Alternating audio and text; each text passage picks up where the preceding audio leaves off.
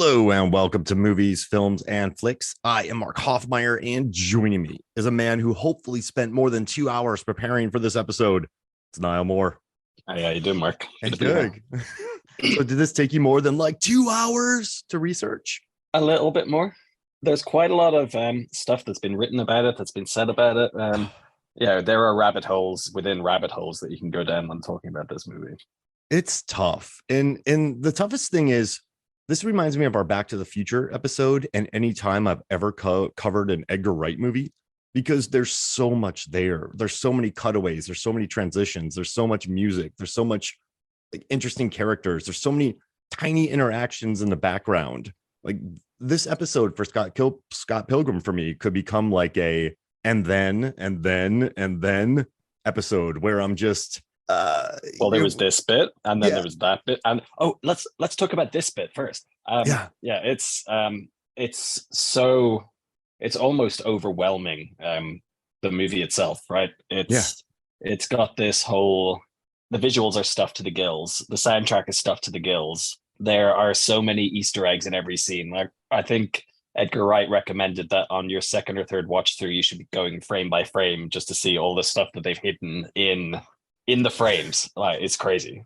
I mean, listen, so in preparation for this, I watched the hour-long documentary.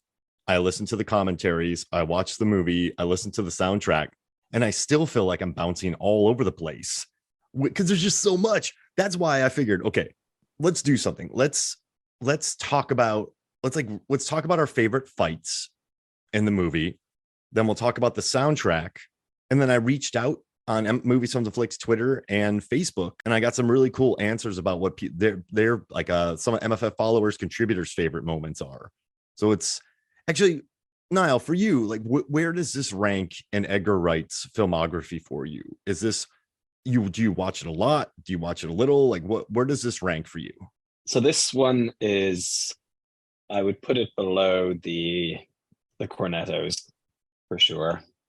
I love Hot Fuzz. I love Shaun of the Dead. I rewatched World's End the other day. That's probably the weakest of those three, and I'd say it would be competing with Scott Pilgrim for that third spot as to which one I enjoy more. What I love about Scott Pilgrim is it shows that Edgar Wright really, really, really gets the source material and gets all of the references. There are so many little choices that show that he totally understands it. From the sound of the door opening from Zelda the first time Knives arrives at Scott's house, to using an 8-bit version of one of the tunes when one of the fights is going on. You've got all of these little choices that are just phenomenal. I would have loved to have seen Edgar Wright do Ready Player One. Spielberg did a fine job. It was very blockbuster, very kind of, okay, here are pop culture references that good on you for recognizing the car from Back to the Future and the dinosaur from Jurassic Park. Let's pat each other on the back. Whereas if Edgar Wright had done it, it would have been weird and absolutely crazy. He loves the source material from Scott Pilgrim. I mean, absolutely. This is, there are some shows nowadays I think get in trouble because the people who make the shows aren't in love with the source material, which is a unique choice to do, to go make a property when you don't really love the source material. But like James Gunn, I think, and then like Edgar Wright, I think he, and also he worked on this for a long time. Like, let's not forget that. Like he started this. He was working on it for years, right? 10 years almost, I thought. Yeah, after Shaun of the Dead, and then you had the writer's strike. Michael Cera and Mary Elizabeth Winstead were cast years before they even jumped onto this. He had the writer's strike. He makes Hot Fuzz, and then he went and made this. But I think it's almost good that he made this after Hot Fuzz, because Hot Fuzz is awesome. And I don't know how any producer sees that and goes, well, like, how does the producer see that and just go like, let's give this guy some money. Let's not give him Marvel money, but let's give him some money and let him go make this film. And this was 100-day shoot in Toronto. Like, this was a big, long shoot for this movie, but the final product is just beautiful. Like, it's bursting with life.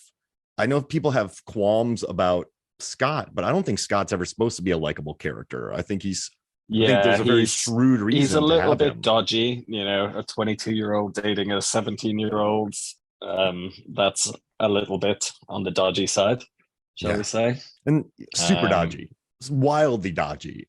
But I don't know, it's so 2000s. It's kind of nice to where, like, I feel like we had that so much in the 2000s, right? With the Seth Rogans and just like even the late 90s with like near-do-wear character, Mallrats, like all these characters who we're supposed to think are the heroes. So then you have one of these, which is Scott Pilgrim, and everyone's telling him how terrible he is. Like you know that he's definitely But dodgy. it's shown to us on screen that he's awesome. Yeah. It even says it when he's introduced. Scott Pilgrim, age 22. Awesome. Yeah. Do you think that's Who a am joke? I supposed to believe? Do you think that's a joke though? Because like in his own mind, right? He just lives in a hole in the wall. His parents across the street. He's in between jobs. What is? I don't even know what he does for money. He's sharing with Wallace, Kieran Culkin, he's fantastic. I love his character. Oh, he's awesome. Yeah, I mean, who keeps collecting bedfellows as the movie goes along, which is quite impressive. And I guess Scott is a total lady killer wannabe jerky jerk, is what we're told to believe of him. But I think it works because it's Michael Cera. Like watching this movie in 2010, I didn't think he was awesome. I just thought, oh, I love these visuals. I love everyone playing these roles. Like everyone is bursting with life. Like everyone is just like I don't know, like Brie Larson, stage, Chris Evans. Arrested Development had just finished, a couple of years before, I would think. He hadn't done that. I think he'd done Juno at that point. Yeah, maybe. I think Juno was super 2008 or 2009, and super bad. And he always played the same character. He's that kind of awkward guy who thinks he's kind of cool, maybe, but isn't really. Very, very niche typecast. It's the Michael Cera archetype. Mm-hmm. Like we need a Michael Cera type to play this role. So let's get Michael Cera. Perfect. Yeah. He's probably not doing anything. Yeah. I mean, well, he's in Barbie now, which makes me happy. But he is. He's Andy, is he not? Yeah, this is a weird movie for me because I get all the complaints about Scott, but this movie is not about that. It's just about the music, the visuals, the text on the screen, the P bars, the someone being a cocky cock, the vegan police, the Deep Blue Sea cameo, Clifton Collins Jr. popping up out of nowhere. It's this movie that is just so bursting with life. And even Ellen Wong is Knives. She's amazing. And this movie works, I think, because he had the entire cast rehearse for weeks. Then he had them do all the physical training for weeks. And then they got on set. And I think that they were able to sort of, everyone seemed on board for 100+ days shoot with very specific shots, because that's the only way this movie's getting made. And the more I read it has to be meticulously storyboarded. It has to be, because it's sticking so close to that approximation of the medium of the graphic novel, where you have some of these that could have been picked straight out of the panel of the comic. It's a split screen with two people's faces on it. You've got the phone ringing with a giant ring coming off of it. All of these are directly from the panel. You could literally put that panel up on your storyboard and that's one of the shots. And he had Brian Lee O'Malley there the entire time, the writer, looking at all the storyboards and doing all those, and he was happy with it. Yeah, I'll be honest, I'm not familiar with the source material. It's not one that I've read. From what I've heard, if the author is happy with the adaptation, usually you've done a pretty good job. Yeah, exactly. And I just learning more about this movie, I love that the studio made Edgar Wright throw in the scene with Knives and Scott doing the fighting game, where they're doing all the steps. The ninja. Yeah, the ninja stuff, whatever. Yeah. To prove why Scott could actually fight in real life. So the whole concept of this is, remember like Triple X? How do you know how to shoot and drive so well? I play a lot of GTA. So the whole concept of this is he plays video games so he can fight. But it's like a video game comic book adaptation. It's not a video game movie, but it looks like it. So it doesn't really, the fighting comes organically to me. Like it never really bothered me that Scott could fight because this world is so It's bonkers anyway. it's crazy. You have Matthew coming and floating in the air, rhyming in the middle of a half Bollywood-ish song and shooting flame from his hands. I think having our protagonist be able to just do a little bit of hand-to-hand combat is fine. Yeah. And I feel like it's much more organic than in World's End when the fights broke out, because those fights never, I love World's End. I have a Mondo poster right behind me, but the fights never feel totally organic like they do here. So I just dig. I don't know. It was a case of the stakes being raised. In World's End, it was all about trying to be more graphic and visceral. In Shaun of the Dead, he nailed it. It was, you could see, okay, they're trying to hit these guys with the pool cue because that's what they have to hand. That's sensible. You don't have them suddenly getting robot alien, whatever they are, in chokeholds and snapping their necks and stuff with precision technique.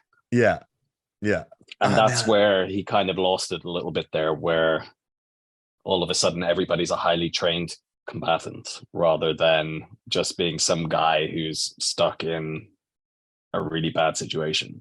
Because it's not the world, right? It's not that yet. But I mean, I still love World's End. I don't care. Good movie.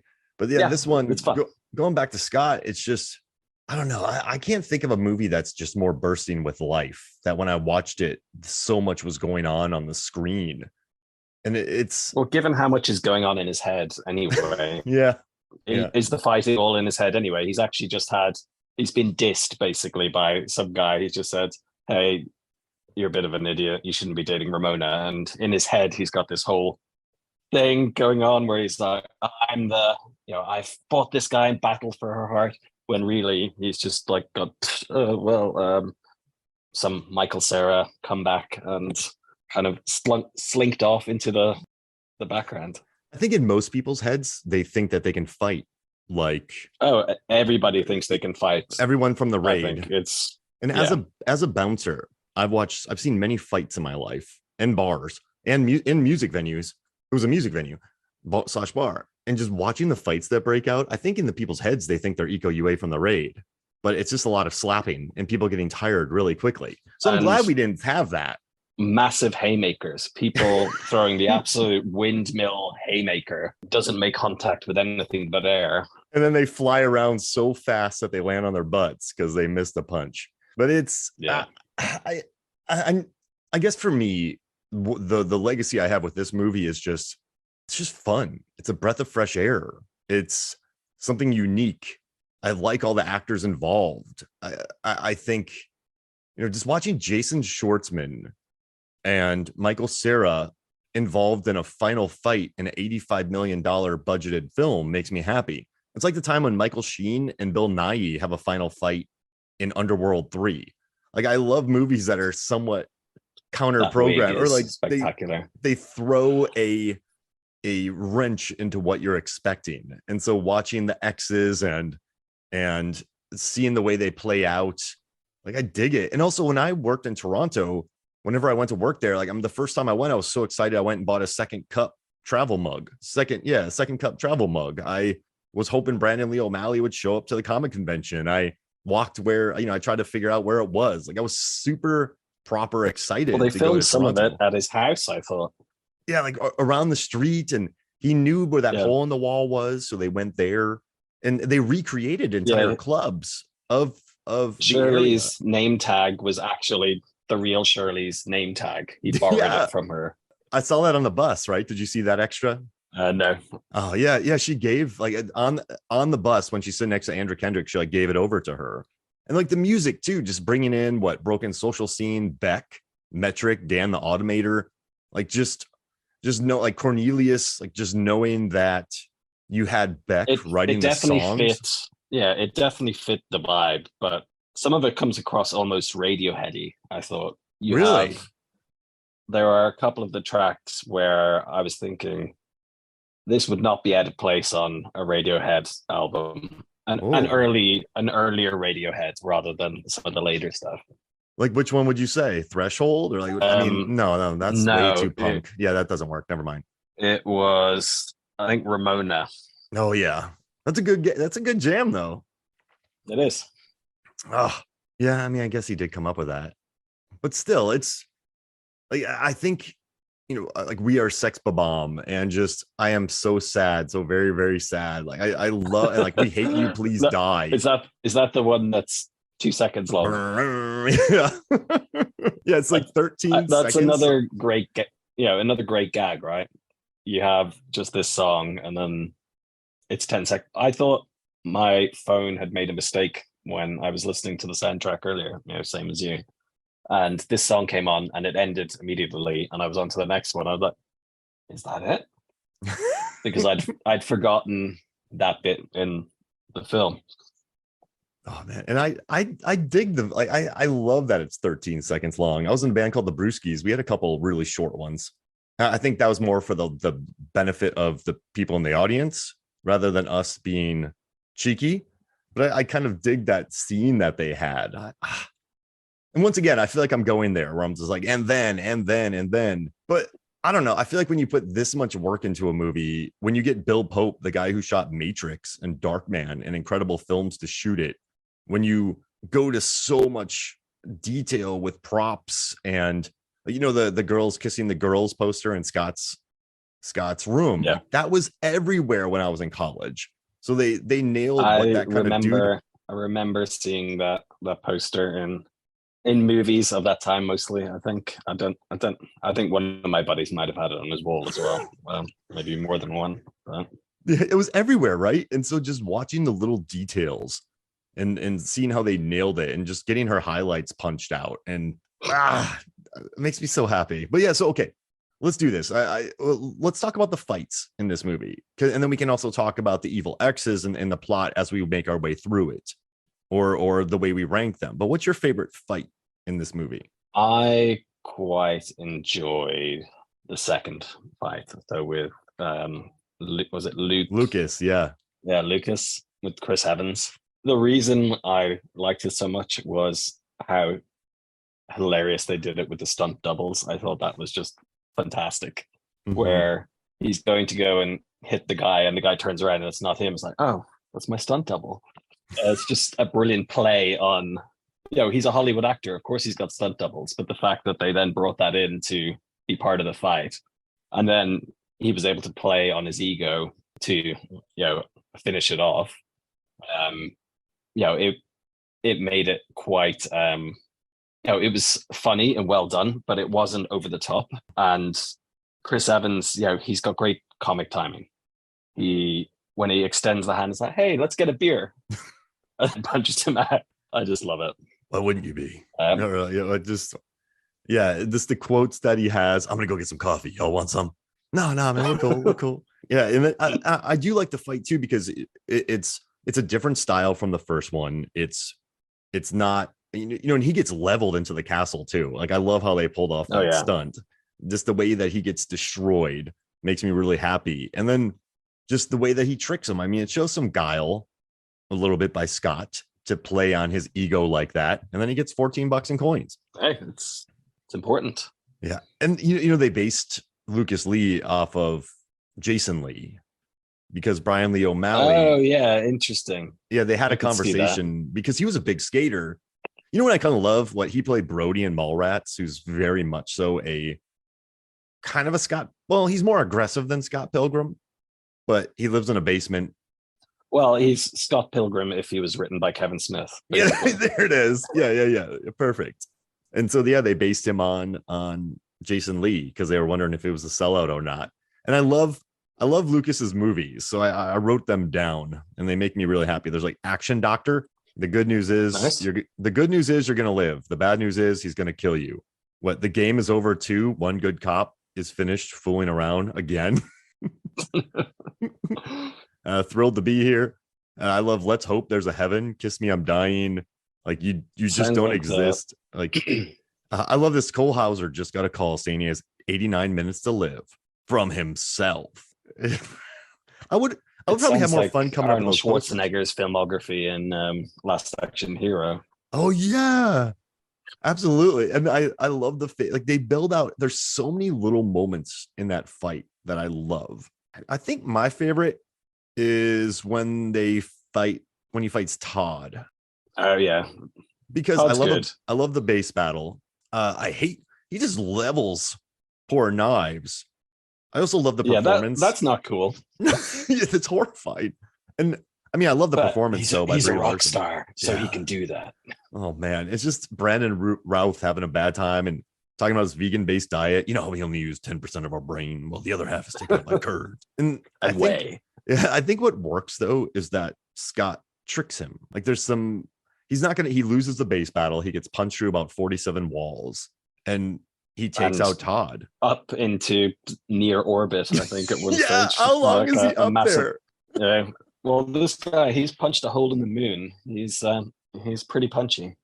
Yeah, so he gets hit way up there, and I just love the coffee bit, and then I love the vegan cops when they're like a chicken parm, and just seeing Tom Jane and Clifton Collins Jr. pop in every time just makes me so incredibly happy that they just randomly pop in on this movie. But yeah, I think that's the thing about Edgar Wright, though. He has enough sway that he's able to get really good actors to come in and do tiny little cameos because they'll be fun. I'm amazed at the performances he gets out of it. Not amazed, but Simon Pegg he's good in the Mission Impossible movies, but he shows more range in about 3 minutes of World's End and Shaun of the Dead when he's crying about his mom than his entire filmography.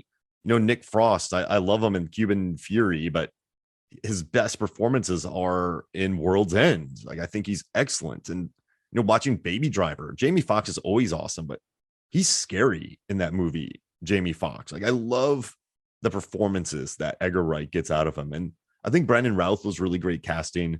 Brie Larson was perfection. It just, yeah, but I think that's it. I think that's probably my favorite one. But I do like the Lucas Lee. I don't know. I just like a good bit involving coffee. That makes me happy. Which one do you like next? I think the final one, or the secret after final one. I think that was one of my favorite little gags where you have Nega Scott turn up as like the final boss. He's a good guy. And then they just hang out and they're going to go for brunch afterwards, and they just didn't show any of it. I thought that was, in a typical movie, you'd have this ultimate final boss and another huge climactic show, particularly in a movie where you've already had all these climactic battles. You're going to have, you know, the stakes raised, an even bigger fight. And the fact that it didn't go there was just hilarious. But the battle leading up to that, I think, was my next favorite against Gideon, who really can't take rejection, so much so that he spent 2 whole hours searching for the ex's phone numbers. 2 hours. You know how long that took? But just watching, it was fun watching them train too, the behind the scenes of just watching Schwartzman and Cera practice with foam swords. It's just watching, I don't know, it makes me so happy seeing those guys battle and just the different elements of it, right? He gets the one up, he comes back. I think I learned a lesson, and coming back to beat him, and then Knives gets involved. And I don't know, it's just, yeah, it's Edgar Wright. It's not, I'm not gonna say it's a punk rock move if you're making an $80 million movie, but I do love that the big fight is just from the dude from Rushmore versus the dude from Arrested Development or Phantom Planet. It makes me happy. It's a good battle. Yeah, it's fun. I was looking up Jason Schwartzman's filmography before this, and it's all just very kind of indie kind of roles, nothing action heavy at all. Mm-hmm. And then you've got him wielding this glowing katana. It's great. Isn't it great? Like, he's perfect in it. And then Scott, of course, has the trope where, you know, he pulls this sword out of his body because he's leveled up his power or whatever. It's his form elevating. He's got his new weapon. He pulled it out of his body. The power was inside him all along. And he just becomes a better human because he apologizes to people. Who knew? Yeah, who knows? And there is a lesson here, though, about just being happy that the person you're with is with you and that your actions hurt people. Like, I think Scott's just oblivious to that.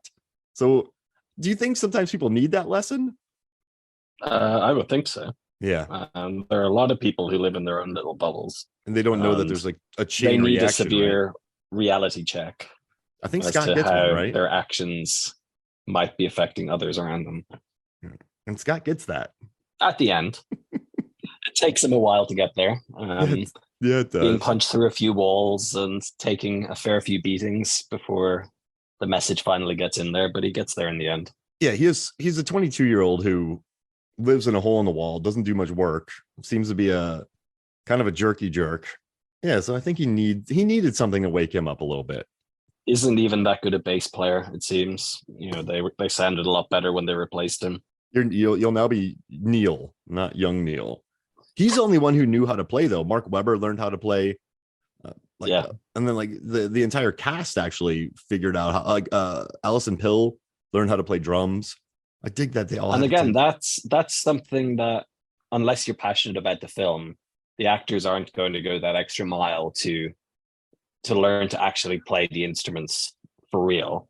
They'll learn enough to not make it look stupid, but if they've actually gone far enough that they could actually play some of these songs, that shows that they care, right? Yeah, and listen, I think Edgar Wright earns that because he had Shaun of the Dead, Spaced, and Hot Fuzz under his belt, and his other movie was it Fistful of Fingers.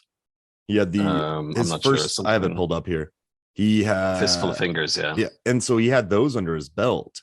But when you see the amount of storyboards he had, when you see the costume designers, how much work they put into it, and when you see the stunt crew that he put together and the faith he put in them, like I think when you lead from the top like Edgar Wright does, and you're there in the morning, you're there at night, and he's also very unwavering in his vision. So I think the actors just respect that. He wasn't wishy-washy. They weren't there for 105 days because he was unsure of himself. They were there for 105 days because he was sure what he wanted. And he put the work in. So I think when you lead from the top like that, and also Michael Cera seemed to have done a great job as well. Like when you lead from the top like that, I think people want to follow you. And maybe that's why he gets so many good performances from his movies. Yeah, well, you mentioned Spaced. I don't know how much of that you've watched. It's that cult UK TV show. Phenomenal. It has aged a little bit now, a little bit dated, but it was absolute. I used to love watching that when I was at university. It was one of our kind of go-to chill out on a Friday night kind of shows. It's hilarious. And yeah, so I mean, I don't know. I think I guess he leads from the top. He had done great movies, and the casting was fun. Like, yeah, he got a lot. Like Anna Kendrick, Aubrey Plaza, like they're all like Mary Elizabeth Winstead. They're all huge now. Yeah, he's got a good eye for up and coming talent, right? Absolutely. So we haven't talked about. We have what, 3 more fights or 4 more fights to talk? Oh wait, we've 3. Talked wow, what one? Oh, there's really 6 fights, count. I guess, right? There's 6 fights, yeah. Yeah. So which one should we talk about next? Matthew, Roxy, or the twins? Let's do Matthew. Okay. The consequences of not responding to the Nigerian prince emails in your inbox. You will totally get this comeuppance thing unless you do something. Bro, didn't you get my email? Oh yeah, totally. Who are you? Doesn't he only he skims it, right? And he goes, boring. Yeah, he decides it's boring, and then when Matthew shows up a little bit later, Scott is understandably confused. He's never heard of the League of Evil Exes at this point. It's an interesting trope, right? You have the kind of straight out of Bollywood dance music number kind of coming in with he goes a little bit like Dalsim from Street Fighter, where he starts shooting the flames. And he has the demon hipster chicks as well. Yeah, demon hipster chicks, which, to be honest, why doesn't he just go off with his demon hipster chicks instead of pining about Ramona or fighting battles for her? I mean, I gotta tell you, I think Gideon Graves is pretty good. I mean, Gideon's a mastermind, so he must have something on him to set up the League of Evil Exes. I appreciate that from him. Pretty good planning. But I think Lucas is he's He's probably still bitter that Todd stole Ramona. Probably just doing it for fun because he likes to beat people up, likes to hit girls. He's just not generally a very nice person. That Turns out being vegan doesn't make you nice. Yeah, and I guess with the Matthew fight, it does feature like the really great intro punch when he punches up in the air and hits him. I think it's in the 64 punch combo, and just landing those punches and then sort of kind of taking him out. It does lead to a pretty cool fight scene, and it proves that he's up against some pretty tough competition, I would say. And there's kind of is it an Edgar Wright tradition, throwing a disc-shaped object to hit someone in the head? You had them throwing the records in Shaun of the Dead. You had them throwing the symbol at Matthew's head. Oh, symbols are a little more effective, right? I would think so. He picked an interesting time to fight him, but I like where they did it. That was a good fight. And like that, even the actor who played Matthew Patel did all the training as well. Like he brought in everybody. So for the entire, like Chris Evans was training with all these people. Well, he was probably training. He would have done Captain America probably the year before, right? It was Captain America was the same time. Was like 2011, 2009, or was it 2011? Yeah, so this would have been just before Captain America. Then I guess he had a pretty good run there. Sunshine and Scott Pilgrim. Those couple of bad Fantastic Four movies. Wolf. Those movies made money though. And you know what's interesting? I think he walked out of those Fantastic Four movies a little bit unscathed. I think most people he was fine. Yeah. In fact, I don't think Jessica Alba wasn't great in them, but I thought the guy who was Ben Grimm was fine. I can't remember Mr. Fantastic, but then I find him boring as a character anyway, so he was probably fine. Super bland. But it was just the actual plot itself was just not compelling. There just weren't very, very good movies. No. But he was fine. Yeah, I thought he was pretty good as Johnny Storm. I want to walk out of a movie like that. Everyone hates it, but they go, well, Chris Evans or Mark Hoffman was fine. That's what I want. Mark, wouldn't you want to be in a good movie? No, I want to be really good in a bad movie. So then everyone's like, the movie's bad except for Hoffmeyer. That's my goal, Niall. Yeah, right? It's I think you need to work on your acting chops some more to get there. I'm a terrible actor.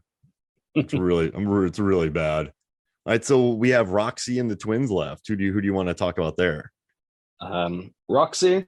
So Roxy is another bit of fun casting. She was in Arrested Development as George Michael's her.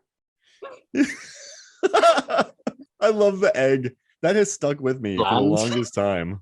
Oh, it's so great, isn't it? It was really funny that they even recast the actress, and I think that was deliberate to kind of keep with the running joke.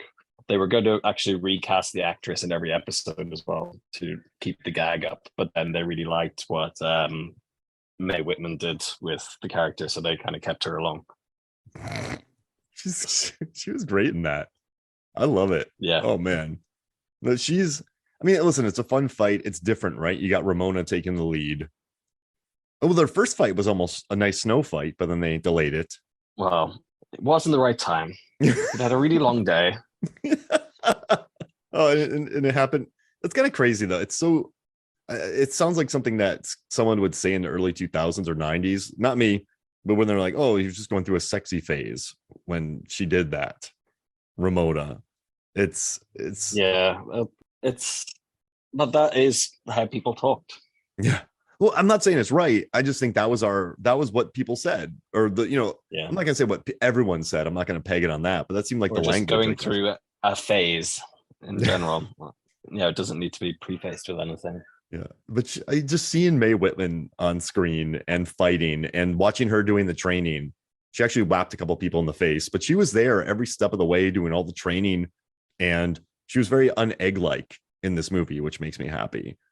And just watching Ramona take the lead, the different way it plays out, she's just cool. I like Mae in this movie. It is inspired casting, isn't it? Like they just found a really fun person. It's one of those where she's great in the role anyway, and then it just adds an extra layer for people who've watched Arrested Development, where you could be, oh, George Michael's fighting Anne. That's fun. And the back of her knee is great. Mm. Death by orgasm? Wasn't that what it was? Yeah. Oh gosh. So Scott, right? He tricks Lucas Lee. He wins by milk, touches the back of someone's knee. He gets what I like the fact that he would lose most of these fights, but he somehow comes out on top. It's kind of nice that he just doesn't just beat the crap out of him. Well, that I don't think would mesh with his character. You know, he's not what you would think as a stereotypically strong looking fighter, even with his ninja skills from the start. Stupid question. Do you think because it's Michael Cera that this character, I know someone wrote on Facebook that they didn't like the character at all. They hate Scott. But do you think this character works somewhat because it's Michael Cera? If you casted someone like Chris Evans, or if you casted someone, like if you brought in Chris Pine to play Scott Pilgrim, would it work? I think it becomes less believable. And then you just you really don't like the guy then because it's Chris because he's an Pine absolute being a turd. He's just So I think I think Michael Cera has enough of, he's able to give off that awkward, I don't know if I would call it charm, but that awkward vibe, that awkward disarming that he can do, where he can be an objectively horrible person, but you think, oh, it's just little Michael Cera. He's harmless. Yeah, so when he's ordering stuff from Ramona, when he's following her around, when he's cheating on Knives, it's just some light stalking. They're very, very light, I guess. And then just when he does that, what he does to Knives, and I think any other actor, I think not any other, but most other actors, I think it would, like if you brought someone even like, I don't know, Jason Biggs, this movie would fall apart, not because of his acting, but I think it was really, you have to be really careful to cast Scott Pilgrim. I think it worked. It's a tough one, but you're right. He doesn't have to be likable, you know, and he's not actually likable as a person, but he does grow towards the end. Yet he still decides to go after Ramona in the end. People are flip-flopped on that. People are like, no, Knives is awesome. Knives is cool. Yeah, but she's too cool for him. Yeah, she's just a burst of energy and life. You kind of want him to get away from her, even though he's learned his lesson. Yeah. And I don't know, Ramona. I think Ramona. Has she learned her lesson now? But you know what's interesting? Ramona's been all like around the world, traveled. So she knows the world. She's world weary. Then you have Knives, who's just bursting with life. And then you have Scott, who's probably never been through a hard day in his life. So it's probably not left his little town in Ontario.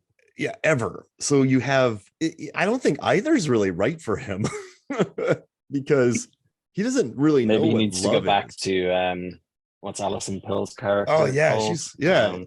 2. Yeah, Kim's great. I love how she does the 1, 2, 3. So great.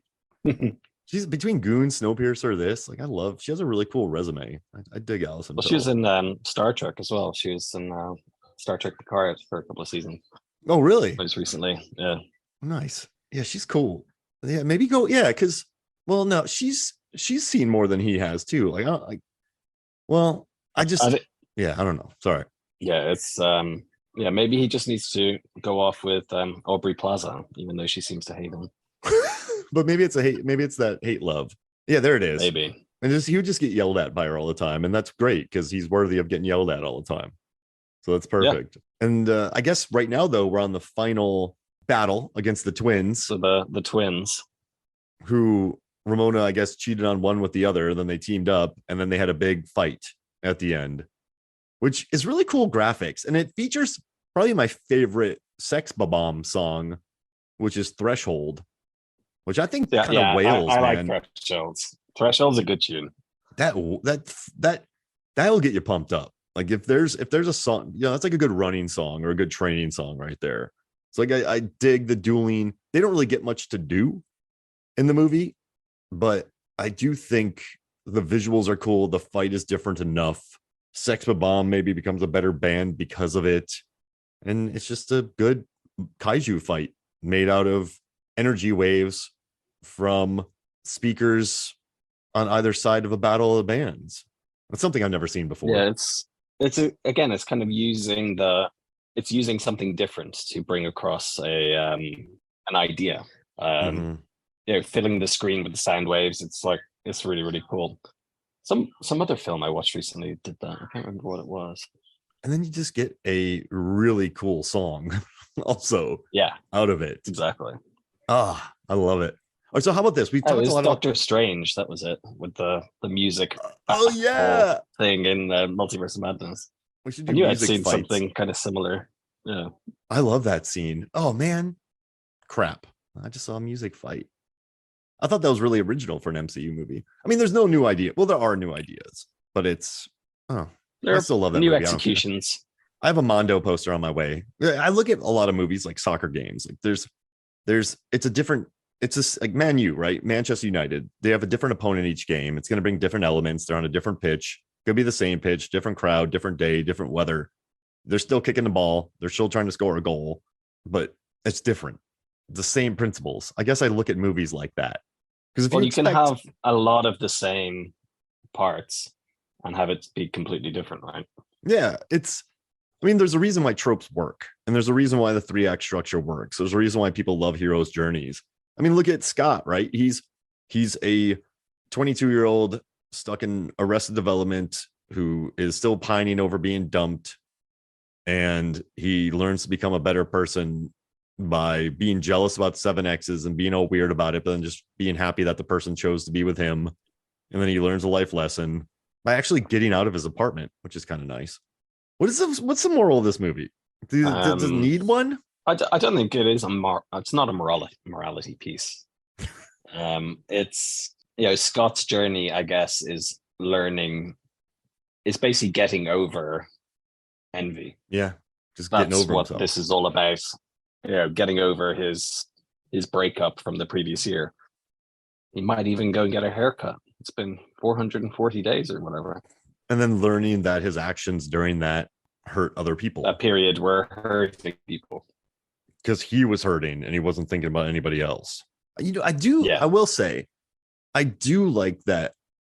There's a movie called Burnt about Bradley Cooper, and it's basically a movie about an awesome guy becoming more awesome. So like sometimes I don't like movies where cool people become even cooler, if that makes sense. Like that's not a movie that I'm too into. It's all about the law of diminishing returns, right? If somebody's already 99% cool and they get 1% more cool, they've already increased by like 1%. Whereas if someone goes from 10% cool to 100% cool, their coolness has gone up, over 9 times. It's a much bigger jump. Yeah. I don't want to see I don't want to see a 1%. I want to see 90%. Give me 10 times the coolness. I mean, I guess that's the classic. To improve the she's all that trope. Just take off glasses and paint. I mean, like, I guess you look at Ebenezer Scrooge, right? That's one of the best examples, I would say, of being a horrifying human and then becoming better. I don't think Scott is there yet. So this is kind of like you're the Ghost of Christmas Past. This is kind of like that. You're just younger and you haven't gone down the Scrooge route yet. Yeah, so maybe he can learn from this and be better going forward. Whoa. Maybe he doesn't. Maybe he falls back onto it and finds another girl down the line who has a bunch more evil exes to battle. Another music producer he has to fight. Yeah. And you know what's crazy about this movie? I think it really does fall under what Edgar Wright does well, which is comedy, action, and music. Like he loves action in his movies. He loves music. He loves comedy. But he also said that this caused problems for him because they had to do rehearsals for all the comedy. Then all the actors had to learn how to play the music. And then all the actors had to learn how to fight. So yeah, they had Michael Cera did a really good job of stepping into this movie. He had to do a lot for this film. And I think he headlined it quite well. Proud of him. Yeah, he did well. He did a good job. I can't imagine anyone else in the role, I think, except maybe his doppelganger, Jesse Eisenberg. But man, Jesse Eisenberg, he could do it. But it would be a totally darker movie, I think. No. Yeah, for sure. Because I want to see them switch Zombieland and Scott Pilgrim. and see what would happen, what those movies would look like. Interesting. My favorite quote though about this movie before we move on to the songs is the director of photography, Bill Pope, said, what I thought was going to be hard on this movie was hard. And he goes, what I thought was going to be easy on this movie was hard. So he said, everything was hard. And this is dude who worked on The Matrix. So I kind of dig that. The Matrix was probably very hard. Yeah. But it seemed like, I don't know, it seemed like Edgar Wright took a picture on the first day of production and he took a picture on the last.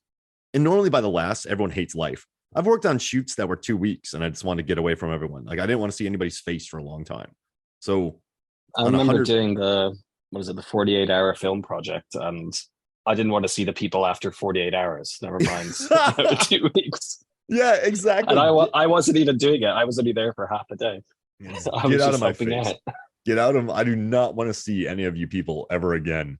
But yeah, he did a good job. And so, okay, let's move on to something now.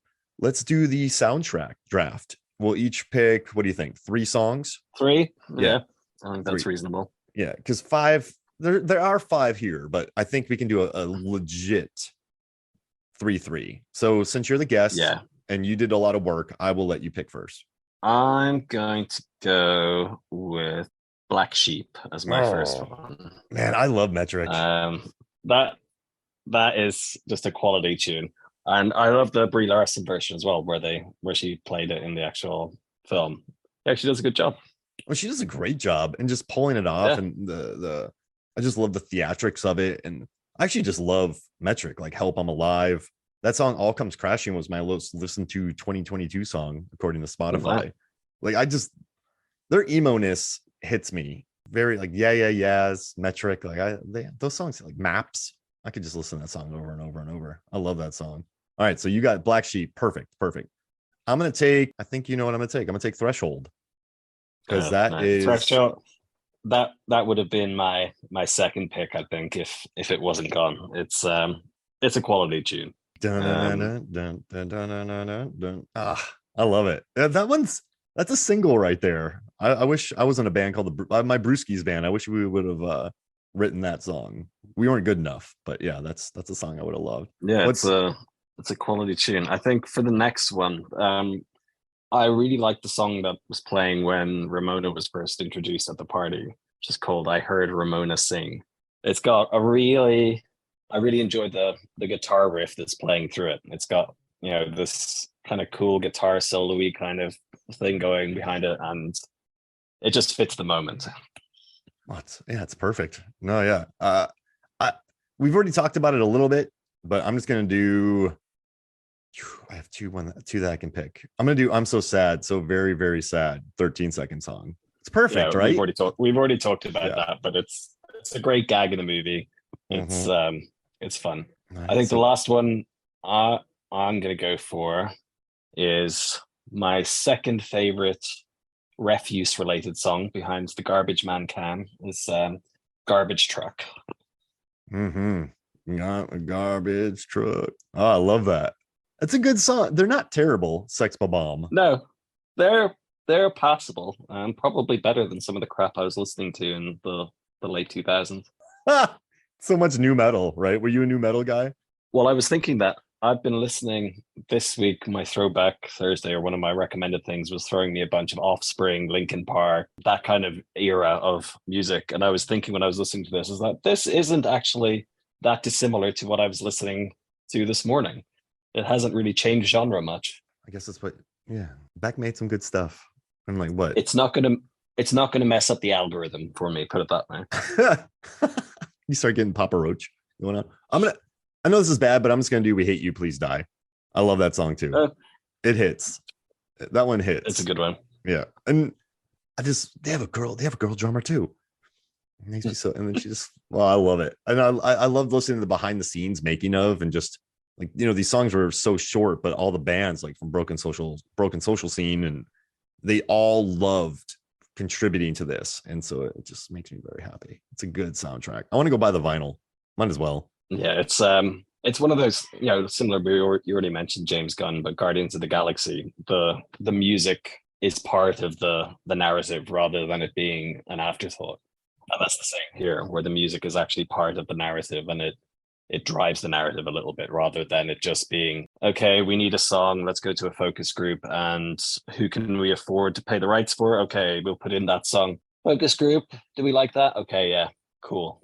Yeah, and it's not like a 90s soundtrack where like we just need a song from someone. All right, we got a Google Dolls song, put it in there. We got Kiss from the Rose, even though it was from another movie, Free Willy 2 or something like that.